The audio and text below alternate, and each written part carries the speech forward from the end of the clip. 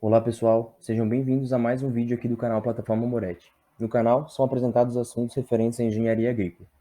Meu nome é Lucas Rodrigues de Souza, aluno de agronomia da Universidade Federal do Paraná, e hoje trago para vocês esse vídeo referente aos aspectos técnicos de pluviograma.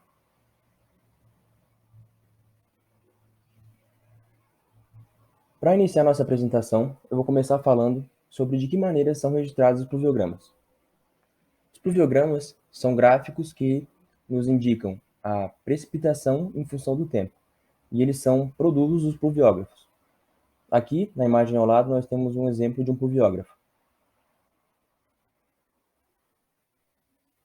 É muito interessante também, no início da nossa apresentação, a gente ressaltar a diferença do pluviômetro para o pluviógrafo.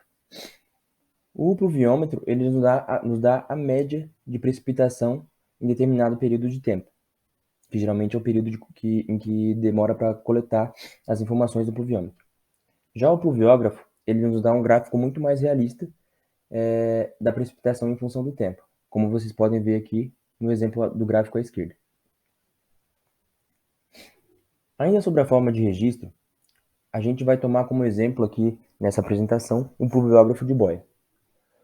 O pluviógrafo de boia funciona da seguinte maneira: a chuva cai no anel de recepção, indicado na imagem com a letra A.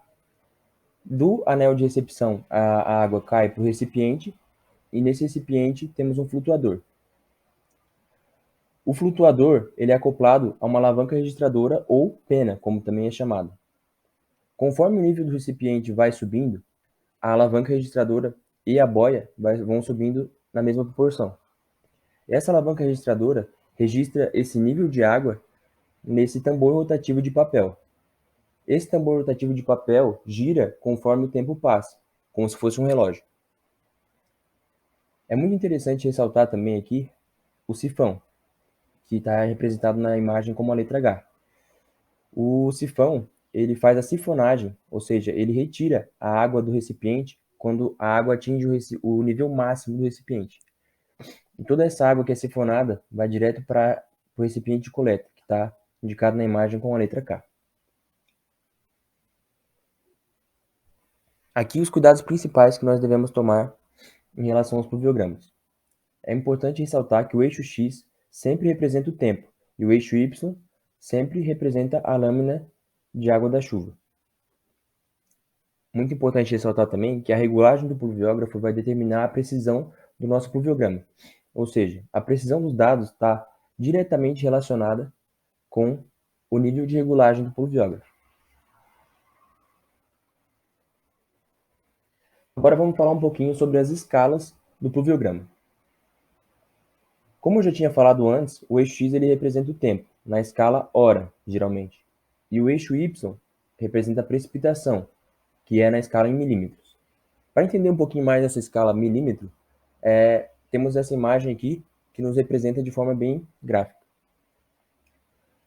1 milímetro de chuva significa 1 litro de água em 1 metro quadrado. Por que 1 milímetro, então? Porque quando a gente despeja 1 litro de água em 1 metro quadrado, a altura dessa lâmina vai ser de 1 milímetro. Agora vamos passar para a parte de como fazer a leitura de um pluviograma. Aqui nesse pluviograma, que tomamos como exemplo, temos dois pontos circulados. Esses dois pontos circulados com círculos pretos ali indicam dois momentos diferentes no pluviograma. E nesses dois momentos, nós também temos uma grande diferença entre os níveis de água. Isso quer dizer que ocorreu uma precipitação. Para a gente identificar quantos milímetros foi precipitado nesse período, nós temos que pegar o nível superior, que identificado no gráfico é 7 milímetros, menos o nível inferior, que identificado no gráfico é 2,5 milímetros. Isso nos dá 4,5 milímetros de precipitação no período entre os dois círculos pretos.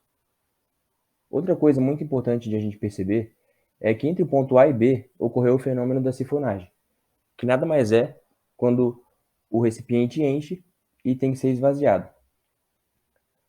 Aqui também isso indica para a gente que a capacidade máxima do nosso recipiente é 10 milímetros. Aqui temos outro exemplo da sifonagem. Aqui a sifonagem ocorreu 2 vezes e nesse modelo também nós podemos perceber que o recipiente do pluviógrafo tem como capacidade máxima 10 milímetros.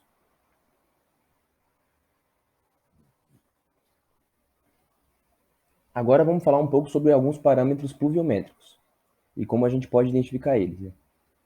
A gente já falou desses dois primeiros, que são a altura pluviométrica em milímetros, que é o eixo Y do nosso pluviograma, a duração da precipitação, que pode ser identificada facilmente pelo eixo X do nosso pluviograma, a intensidade da precipitação, que a gente vai se aprofundar um pouquinho mais nesse vídeo, e a frequência de precipitações. Para a gente aprender a calcular a intensidade de precipitação, eu trouxe como exemplo esse pluviograma aqui e a pergunta: qual a intensidade de precipitação das 1 hora da manhã até as 6 horas da manhã? O primeiro passo é a gente identificar qual é o nível do nosso recipiente a 1 hora da manhã, que no caso desse gráfico é 2,5 milímetros. Também precisamos identificar a capacidade máxima do nosso recipiente, porque ocorreu a sifonagem no meio desse período que nós estamos analisando. A capacidade máxima antes da sifonagem é 10 milímetros. E depois, por último, temos que identificar no gráfico também qual o nível no último momento de análise, que no caso são as 6 horas, que nesse caso aqui são 3,8 milímetros. Aí antes de a gente calcular a intensidade de precipitação, nós temos que calcular o quanto choveu nesse período em que nós desejamos analisar, no total. Para isso, a gente pega os 10 milímetros da sifonagem, menos 2,5, e aí a gente tem o quanto choveu da 1 hora até o período da pré-sifonagem. Aí a gente soma 3,8, que é o quanto choveu pós-sifonagem. Com isso, nós temos o total de precipitação de 11,3 milímetros. Só que esses 11,3 milímetros choveram em 5 horas. Aí, para a gente poder calcular qual a intensidade de precipitação, nós temos que pegar esses 11,3 milímetros e dividir por 5, que são 5 horas que nós estamos analisando. E isso nos dá a intensidade de precipitação de 2,26 milímetros por hora. Essa unidade é a unidade que a gente mais usa quando a gente se refere à intensidade de precipitação. Agora eu vou trazer aqui algumas vantagens e desvantagens da utilização do pluviograma. As vantagens são que o pluviograma ele registra a precipitação em função do tempo, de uma maneira mais real do que o pluviômetro. Com ele, mais parâmetros também podem ser analisados. Como a gente viu aqui, a gente consegue ver a intensidade de precipitação. O pluviograma, no caso o pluviógrafo, demanda menos visitas diárias pelo operador, porque ele consegue esvaziar sozinho e fica registrando ali em função do tempo, né?